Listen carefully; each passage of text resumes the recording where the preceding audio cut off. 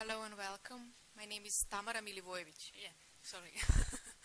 And I will present your study on zinc oxide nanoparticles influence in honeybee. So zinc oxide nanoparticles are globally produced and widely commercially used as food additives, sunscreen and cosmetic products, paint, pigments, polishers and so on. According to in vitro studies, zinc oxide nanoparticles induce selective toxicity towards bacteria and cancer cell lines, indicating their possible use in water disinfection and cancer therapy. Ecotoxicological studies on zinc oxide nanoparticles have been done on many different organisms, bacteria, algae, zebrafish embryos, and other. Mainly, these studies contribute to zinc ion toxicity, but also to zinc oxide nanoparticles toxicity potential. To date, there are no data available on zinc oxide nanoparticles toxicity and mechanisms of interaction with bees. The model organism that we used was Carniolan honeybee, Apis mellifera carnica, subspecies of western honeybee found from Austrian Alps to Western Balkans. The mechanisms in which bees come together with particles are different. They can be exposed in ingestion through their food source, their water source, inhaling nanoparticles through air pollution, and unintentional direct contact with man-made products such as zinc-coated wire in bee transport boxes. So the goal of this study was to pinpoint connections between concentration gradient and exposure period regarding enzyme activity and fitness parameters.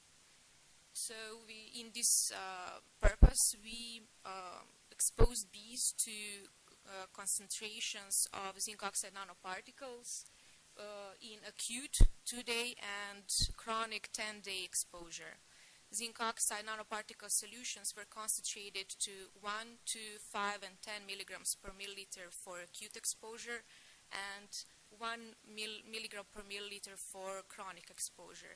Zinc chloride or zinc ion solution was used as positive control with known toxic effects in chronic exposure. Fitness parameters are used to monitor overall condition of specimens during the experiment.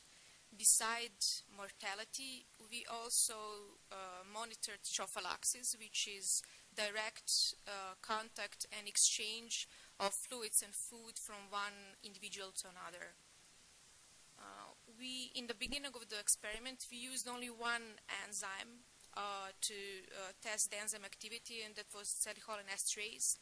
But after on, we used another one, also glutathione-S-transferase, and we wanted to fulfill the general image of zinc oxide nanoparticle toxicity profile, and this new data will be in this presentation also.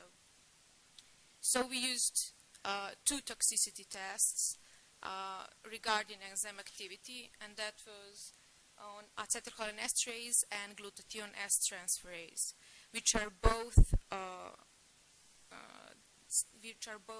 biochemical biomarkers for assessing toxic potential of different pollutants, insecticides, and also nanoparticles. So acetylcholinesterase is a serine protease that hydrolyzes acetylcholine, which is the main neurotransmitter in invertebrate nervous system. The main goal in using this enzyme as a biomarker is the extent in which the alteration of enzyme activity causes the influence and changes in overall fitness parameters such as growth, feeding, and mortality. Glutathione is an enzyme that belongs to a family of detoxification enzymes, and its elevation induces and can occur when an organism is under severe stress or inflammation. So its elevation is a parameter that tells us that stressor is toxic and it has toxic potential for this organism. So during our research, we obtained some data in acute and in chronic tests.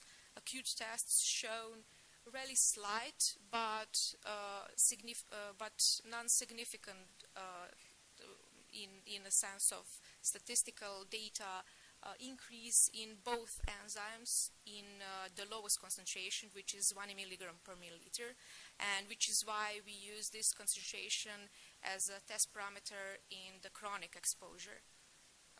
Whilst in chronic exposure, as you can see on the charts, both enzymes are significantly different than control samples, with an accent to zinc chloride exposed bees that expelled even more toxic effect than zinc oxide nanoparticles. So regarding fitness parameters, we monitored survival rate and total weight regarding feeding rate that bees were doing these experiments, and bees shown us that in acute exposure there were no significance between control samples and treated samples, as it was seen in enzyme activity, whilst in chronic exposure we can see the overall negative influence on fitness and increase in stress levels, causing the specimens to eat less, e.g. to feeding rate to decrease and the mortality of specimens to increase. And to conclude, we have 3 points of conclusion, one of which is that chronic exposure induces significant increase in both enzyme activity, whereas acute treatment has visually no effect in none of the exposed doses. Ionic form of zinc alters enzyme activity and survival rate more efficient, which was also before proven in chronic exposure experiments. And there is correlation between mortality, feeding rate, and enzyme activity. And to conclude, I wanted to be as short as I can because of the coffee break. So to conclude, bees are one of the most important pollinators and honey producers in planet as we know it today. And disappearance of this element in our feeding cycles would be devastated. So with colony collapse disorders and many other problems that bees come together in presence, it is also important to study the influence that modern technologies also have on this, one of the most important domesticated animal. So with this, in behalf of myself and my esteemed colleagues, I would like to thank you for your presence and for your attention.